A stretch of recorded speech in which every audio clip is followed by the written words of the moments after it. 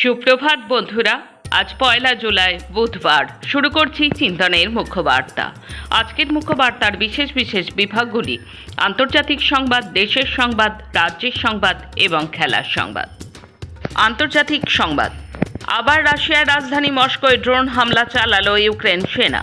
এবার ভ্লাদিমির জেলেনস্কির বাহিনীর নিশানায় উত্তর মস্কোর ডুবনা স্যাটেলাইট কমিউনিকেশনের সেন্টার, যা রুশ প্রেসিডেন্ট ভ্লাদিমির পুতিনের বাহিনীর অন্যতম প্রধান উপগ্রহ যোগাযোগ নিয়ন্ত্রণ কেন্দ্র। এক সপ্তাহ আগেই ডুবনায় হামলার চেষ্টা চালিয়েছিল ইউক্রেন সেনা, কিন্তু মঙ্গলবারের হামলা অনেক বেশি ফলপ্রসূ হয়েছে বলে পশ্চিমী সংবাদ মাধ্যমগুলির একাংশ জানাচ্ছে। সীমান্ত থেকে প্রায় 500 কিলোমিটার অন্তরে এক সপ্তাহের ব্যবধানে দুবার জেলেনস্কির বাহিনীর হামলায় রুশ সেনার ওপর চাপ আরও বাড়বে বলেই মনে করছেন সামরিক পর্যবেক্ষকদের একাংশ। এবার বৈঠক কাতারে। হামলা বন্ধে রাজি হলো যুক্তরাষ্ট্র ও ইরান। একে অন্যের বিরুদ্ধে চালানো হামলা বন্ধ করতে রাজি হয়েছে ইরান ও যুক্তরাষ্ট্র। মার্কিন প্রশাসনের শীর্ষ কর্মকর্তাদের সূত্রে এই খবর প্রকাশ করেছে যুক্তরাষ্ট্রের সংবাদ মাধ্যমগুলো। মার্কিন গণমাধ্যম বলেছে, কাতারে মঙ্গলবার আলোচনায় বসেছে ইরান ও যুক্তরাষ্ট্রের কর্মকর্তারা। বিশ্ব বাণিজ্যের জন্য গুরুত্বপূর্ণ নৌপথ হরমুজ প্রণালী নিয়ে বিরোধ নিষ্পত্তির চেষ্টা এই বৈঠকে হয়েছে। যুদ্ধবন্ধের লক্ষ্যে 17 জুন একটি সমঝোতায় সই করেছিলেন ইরান ও যুক্তরাষ্ট্রের নেতারা। এর মধ্যে দিয়েই বিবাদমান দেশ দুটির মধ্যে আলোচনার পথ খুলেছিল, কিন্তু তারপর আবার পারস্পরিক হামলা ওই চুক্তিকে অপ্রাসঙ্গিক করে দেয়। ইরানের সর্বোচ্চ নেতার একজন উপদেষ্টা বাহরাইনকে সতর্ক করে বলেছেন, দেশটি উস্কানিমূলক কর্মকাণ্ড চালালে তেহরান আরও কঠোর জবাব দেবে। আল জাজিরার এক প্রতিবেদনে এই তথ্য জানানো হয়েছে। মুস্তফা খোমেনির উপদেষ্টা আলী আকবর বেলায়েতি ইরানের আধা সরকারি বার্তা সংস্থা তাসনিম নিউজকে বলেন, বাহরাইনের জন্য এটি একটি কঠোর সতর্ক বার্তা। তাদের নিজেদের সীমা সম্পর্কে সচেতন থাকতে হবে। নিজেদের ভবিষ্যৎ নিয়ে এই ধরনের খেলা করা উচিত নয় এবং ইরানকে কঠোর সিদ্ধান্ত নিতে বাধ্য করা উচিত নয়। তবে ঠিক কোন কর্মকাণ্ডের পরিপ্রেক্ষিতে বেলায়েতি এই সতর্কবার্তা দিয়েছেন সে বিষয়ে প্রতিবেদনে বিস্তারিত উল্লেখ করা হয়নি। গত শুক্র ও শনিবার বাহরাইনে মার্কিন নৌবাহিনীর ঘাঁটিতে হামলা চালায় ইরান। তেহরানের দাবি, তাদের ওপর হামলার ক্ষেত্রে বাহরাইন সহ মধ্যপ্রাচ্যের ঘাঁটিগুলো ব্যবহার করছে ওয়াশিংটন। দুই প্রতিকূল দেশ অস্ট্রেলিয়া এবং ইসরায়েলের স্থানীয় নির্বাচনে সাফল্য পেল কমিউনিস্ট পার্টি। অতি সাম্প্রতিককালের মধ্যে দুই প্রতিকূল অঞ্চলে কমিউনিস্টরা জয়ী হয়েছে। যদিও দুটি স্থানীয় পর্যায়ে নির্বাচন, তবুও এই জয় নানা দিক দিয়ে গুরুত্বপূর্ণ বলে মনে করছে সকলে। তাও যদি সেটা ইসরায়েলের মতো দেশ হয় এবং কমিউনিস্টরা একেবারে ডেপুটি মেয়রের দরজা পেয়ে যায়। অন্যদিকে অস্ট্রিয়ার দ্বিতীয় বৃহত্তর শহর গ্রাজে এবারে সম্প্রতি অনুষ্ঠিত সিটি কাউন্সিল নির্বাচনে কমিউনিস্ট পার্টি 36% ভোট পেয়ে জয়লাভ করেছে। কমিউনিস্ট দলের প্রার্থী এলকে কার। পরাজিত রক্ষণশীলরা 12% ভোট হারিয়ে মাত্র 25.7% ভোট পেয়েছে। কমিউনিস্ট দলের প্রার্থী এলকে কার সম্প্রচার মাধ্যম ORFকে বলেছেন, এই ফলাফল আমাদের জন্য সত্যিই বিস্ময়কর। আগামী ডিসেম্বরে G20 গোষ্ঠীভুক্ত দেশগুলির বার্ষিক সম্মেলন হবে আমেরিকায়। ওই সম্মেলনে যোগ দেবার জন্য মোদিকে আমন্ত্রণ জানানো হয়েছে বলে জানালেন ভারত নিযুক্ত মার্কিন রাষ্ট্রদূত সার্জিও গোর। অন্যদিকে আগামী বছরের প্রথম দিকেই ভারতে আসতে পারেন মার্কিন প্রেসিডেন্ট ডোনাল্ড ট্রাম্প। মহিলাদের ক্রীড়া প্রতিযোগিতায় রূপান্তরকামীদের অংশগ্রহণ নিষিদ্ধ। মার্কিন সুপ্রিম কোর্ট এই নিষেধাজ্ঞা বহাল রাখল। আমেরিকার মাটিতে জন্মেছেন যারা, তারা সকলেই নাগরিকত্ব পাওয়ার অধিকারী। ট্রাম্পের নির্দেশ খারিজ করে জানালো সুপ্রিম কোর্ট। আসছি দেশের খবরে। হুল দিবসে হাজারিবাগ লালে লাল। কেন্দ্রীয় সরকার ঝাড়খণ্ডকে কর্পোরেটদের হাতে তুলে দিচ্ছে, যার ফলে জল, জঙ্গল, জমি ও খনিজ সম্পদের অবাধ লুট চলছে। হাজারিবাগের বারকা গ্রামে আদানি, আম্বানি, JSW, মোহিত্রা ও রুমটা গোষ্ঠীর হাতে জমির দলিল তুলে দেওয়া যাবে না। কর্পোরেট সংস্থাগুলোকে বরাদ্দ করা সমস্ত ব্লকের অনুমোদন সরকারকে বাতিল করতে হবে।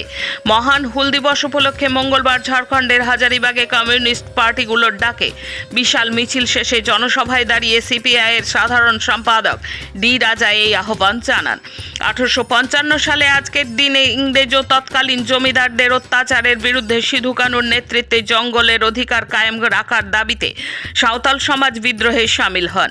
বহু সাঁওতাল এই লড়াইয়ে শহীদ হন। সেই হুল দিবস উপলক্ষে মঙ্গলবার হাজারিবাগ টাউন হলে কমিউনিস্ট পার্টিগুলো এক বিশাল শ্রমিক সম্মেলনের আয়োজন করেছিল। এই উপলক্ষে গোটা হাজারিবাগ যেন লাল সাজে সেজে উঠেছিল। হাজার হাজার শ্রমিক বাজা গাজা নিয়ে শহরে মিছিল করে টাউন হলে বিশাল কর্মী সম্মেলনে উপস্থিত হন। সরকারি বাসে মহিলাদের জন্য বিনামূল্যে সফরের প্রকল্প চালু হতেই চরম সংঘাতের পরিস্থিতি তৈরি হলো কেরলে। সরকারের এই ফ্রি স্কিমের ধাক্কায় পকেটে টান পড়েছে বেসরকারি বাস মালিকদের।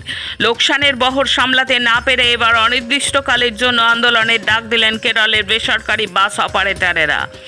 আগামী 20 জুলাই থেকে রাজ্যের সচিবালয়ের সামনে লাগাতার বিক্ষোভ প্রদর্শনের হুঁশিয়ারি দিয়েছে private bus operators federation. Tickle না অসুস্থতার অজুহাত, ধর্ষক আশারামের জামিন বাতিল করল সুপ্রিম কোর্ট। সুপ্রিম কোর্টে স্বস্তি পেলেন না নাবালিকা ধর্ষণ মামলায় দোষী সাব্যস্ত স্বঘোষিত ধর্মগুরু আশারাম বাপু। অসুস্থতাকে হাতিয়ার করে শীর্ষ আদালতে অন্তর্বর্তীকালীন জামিনের আর্জি জানিয়েছিলেন তিনি, তবে সেই আবেদন আদালত খারিজ করেছে। এই বিষয়ে রাজ্য সরকারের কাছে জবাব তলব করা হয়েছে। শীর্ষ আদালত জানিয়েছে, জামিনের বিষয়ে কোনো সিদ্ধান্ত নেওয়ার আগে তারা উভয় পক্ষের বক্তব্য শুনতে চায়। 2013 সালে যোধপুরের আশ্রমে 16 বছরের এক নাবালিকাকে ধর্ষণের অভিযোগ উঠেছিল আশারামের বিরুদ্ধে। এরপর 2013 সালের আগস্ট মাসে ইন্দোর থেকে তাকে গ্রেপ্তার করা হয়। ওই মামলায় 2018 সালে রাজস্থান হাইকোর্টে যোধপুর থেকে ধর্মগুরুকে দোষী সাব্যস্ত করে তারপর থেকে যোধপুরেই জেলবন্দি রয়েছেন 90 বছরের আশারাম। এই মামলায় আমৃত্যু কারাবাসের সাজা দেওয়া হয় স্বঘোষিত এই ধর্মগুরুকে। আকাশ প্রতিরক্ষা নিশ্ছিদ্র করতে এবার ভারতীয় সেনার হাতে অনন্ত শস্ত্র। 30,000 কোটির চুক্তি চূড়ান্ত করতে নেওয়া হলো উদ্যোগ। প্রস্তুতি শুরু হয়েছিল সিন্দুর অভিযানের পরেই। আকাশ প্রতিরক্ষা ব্যবস্থা নিশ্ছিদ্র এবং মজবুত করতে দেশীয় প্রযুক্তির সেই ত্রিস্তরীয় সুদর্শন চক্র সামরিক পরিভাষায়, যার নাম integrated air defence offence system, প্রস্তুতির পথে এক গুরুত্বপূর্ণ পদক্ষেপের সূচনা হতে চলেছে এবার। ভারতীয় প্রতিরক্ষা গবেষণা সংস্থা ডিফেন্স রিসার্চ অ্যান্ড ডেভেলপমেন্ট অর্গানাইজেশনের তৈরি quick reaction surface to air missile Anant Shastra কেনার চুক্তি চূড়ান্ত করার সিদ্ধান্ত নেওয়া হয়েছে বলে জানিয়েছে প্রতিরক্ষা মন্ত্রক। মধ্যপ্রদেশের ভূপালে গবাদি পশুর জবাইয়ের অভিযোগে বাড়ি ভাঙার স্থগিতাদেশ দিল আদালত। মধ্যপ্রদেশে এক মুসলিম পরিবহন কর্মীকে পিটিয়ে খুনে 7 জন দোষী সাব্যস্ত হলো আদালতে। দিল্লির হাসপাতালে ওষুধ সরঞ্জাম কেনায় গায়েব 700 কোটি টাকা, শুরু হয়েছে তদন্ত। রাম মন্দিরের চুরির দায় নিতে হবে মোদিকেই, বলল কংগ্রেস। ভারতেই নাকি শুরু হয়েছিল ওপেন হার্ট সার্জারি, এটাই এখন পড়তে হবে সংঘের লেখা ইতিহাস বইতে, জিগির তুলেছেন বিজেপির রাজ্য সভাপতিরা। এখন রাজ্যের খবর। হলদিয়ায় পেট্রোকেমিক্যালসের ন্যাপথার পাইপলাইন লিক হয়ে ভয়াবহ অগ্নিকাণ্ড। এ পর্যন্ত মৃত্যু হয়েছে একজনের, নাম মানু বিবি, 38 বছর বয়স। আহত 25 জনের মধ্যে আশঙ্কাজনক 7 জন। কলকাতায় SSKM হাসপাতালে চিকিৎসাধীন তারা। আহতদের প্রথমে হলদিয়া মহকুমা হাসপাতালে, পরে কয়েকজনকে তমলুক জেলা হাসপাতালে ভর্তি করা হয়। এই ঘটনায় স্থানীয়দের একাংশ কারখানা কর্তৃপক্ষের গাফিলতির দিকেই আঙুল তুলেছেন। নিয়মমতো সংরক্ষণ ও নিরাপত্তার বিষয়ে গুরুত্ব না দেওয়ার ফলেই এত বড় বিস্ফোরণের ঘটনা ঘটেছে। অন্যদিকে হলদিয়া পেট্রোকেমিক্যালস লিমিটেডের প্রাথমিক বিবৃতিতে জানানো হয়েছে, দুর্ঘটনাটি কারখানা সংলগ্ন এলাকায় বেআইনিভাবে ন্যাপথা চুরির কোনো স্থান থেকে ঘটতে পারে। দমকলের একাধিক ইঞ্জিন এবং নিরাপত্তা বাহিনী তৎপরতায় পরিস্থিতি আয়ত্তে আনার চেষ্টা চলেছে। পাইপলাইনের আশেপাশে প্রচুর ন্যাপথা মজুদ থাকায় আগুন পুরোপুরি নেভাতে বেশ কিছুটা সময় লাগছে বলে জানিয়েছে পুলিশ। অভিন্ন দেওয়ানি বিধি চালু হলে কি চালু পারিবারিক বিধিগুলিকে আইন বহির্ভূত বলে গণ্য করা হবে? পারিবারিক সম্পত্তি ও বিবাহোত্তর সম্পত্তিতে সমান অধিকার সম্প্রদায় নির্বিশেষে মেয়েরা কি পাবে? সমস্ত সম্প্রদায়ের পারিবারিক সম্পত্তিকে কি সম্পত্তি করের আওতায় আনা হবে? সকল সম্প্রদায়কে কি দত্তক গ্রহণের অধিকার দেওয়া হবে? রাজ্যে অভিন্ন দেওয়ানি বিধি চালুর সম্পর্কে এমন একাধিক প্রশ্ন তুলে মুখ্যমন্ত্রী শুভেন্দু অধিকারীকে চিঠি দিল 5 মহিলা সংগঠন। চিঠিতে বলা হয়েছে, আমাদের সংবিধানে বিভিন্ন সম্প্রদায় বা জনগোষ্ঠীর মধ্যে প্রচলিত পারিবারিক আইনের ভিন্নতাকে স্বীকৃতি দেওয়া হয়েছে। ভিন্নতা থাকলেই তাতে অসাম্য থাকবে বা অভিন্ন পারিবারিক আইন কার্যকরী হলেই তার মধ্যে সব অসাম্যের অবসান ঘটবে, এমন আমরা মনে করি না। চিঠিতে সই করেছেন সারা ভারত গণতান্ত্রিক মহিলা সমিতি, পশ্চিমবঙ্গ মহিলা সমিতি, সারা ভারত অগ্রগামী মহিলা সমিতি, নিখিলবঙ্গ মহিলা সংঘ, সারা ভারত প্রগতিশীল মহিলা সমিতির সভানেত্রী ও সম্পাদকগণ। গত সোমবার বিধানসভা বাজেটে অধিবেশনের শেষ দিনে মুখ্যমন্ত্রী অভিন্ন দেওয়ান বিধি চালুর সিদ্ধান্ত ঘোষণা করেন। এই সংক্রান্ত কমিটি গঠনের ঘোষণাও করেন তিনি। দক্ষিণ চব্বিশ পরগনা জেলায় ভুতুড়ে জব কার্ডের নামে সরকারের কোটি কোটি টাকা লুট হয়েছে। লুট করেছে তৃণমূলের নেতারা। কেন্দ্রীয় সরকারের নির্দেশ মতো ভুয়ো জব কার্ড ধরতে KYC ভেরিফিকেশন করা হয়। দক্ষিণ চব্বিশ পরগনা জেলায় 1 বছর ধরে এই ভেরিফিকেশন চলছিল। জেলা প্রশাসনের তথ্য অনুযায়ী জেলায় মোট 23,40,050 জনের জব কার্ড রয়েছে। ভেরিফিকেশনে 5,82,998 জনের জব কার্ড উধাও। এই জব কার্ড হোল্ডাররা KYC কড়াকড়িতে ভেরিফিকেশন করেনি। প্রশ্ন উঠেছে, তৃণমূল সরকারের আমলে গত 15 বছর ধরে এই ভুতুড়ে জব কার্ডের নামে সরকারি কোষাগারের কোটি কোটি টাকা আত্মসাৎ করা হয়েছে। প্রশ্ন উঠেছে পঞ্চায়েত সহায়ক থেকে ব্লকের ভিডিওদের ভূমিকা নিয়েও। এই ভুতুড়ে জব কার্ড হোল্ডারদের চিহ্নিত করে তদন্তের দাবি উঠেছে। পুরুলিয়ার বলরামপুর কলেজের একমাত্র স্থায়ী 4র্থ শ্রেণীর অশিক্ষক কর্মী বিশ্বনাথ রুইদাস, তাকে তফসিলি জাতিভুক্ত হওয়ায় জাত তুলে অপমান করা, চেম্বারে ঢুকতে বাধা দেওয়া এবং ছোঁয়াছুঁয়ি বাতিকের মতো গুরুতর অভিযোগ উঠেছে কলেজের অধ্যক্ষার বিরুদ্ধে।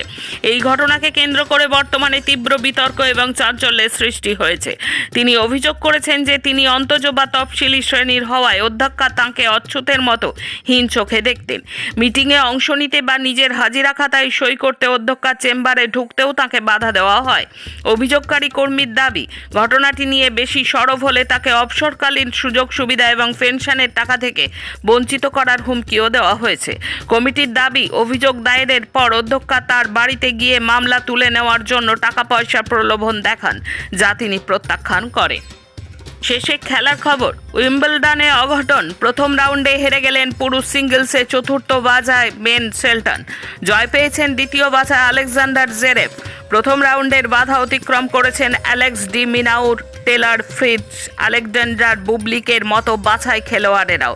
মহিলাদের সিঙ্গলসে দ্বিতীয় রাউন্ডে উঠেছেন এলিন্ড্রা। ফুটবল বিশ্বকাপ 2026। গ্যাব্রিয়েল মার্টিনেলির 96 মিনিটের গোলে জাপানকে 2-1 ব্যবধানে হারিয়ে শেষ 16তে জায়গা করে নিয়েছে ব্রাজিল।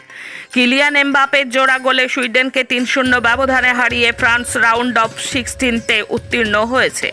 আর্লিং হাল্যান্ডের শেষ মুহূর্তের গোলে আইভরি কোস্টকে হারিয়ে নরওয়ে পরবর্তী রাউন্ডে পা রেখেছে। আজকের মুখ্য বার্তা এই পর্যন্ত। নমস্কার।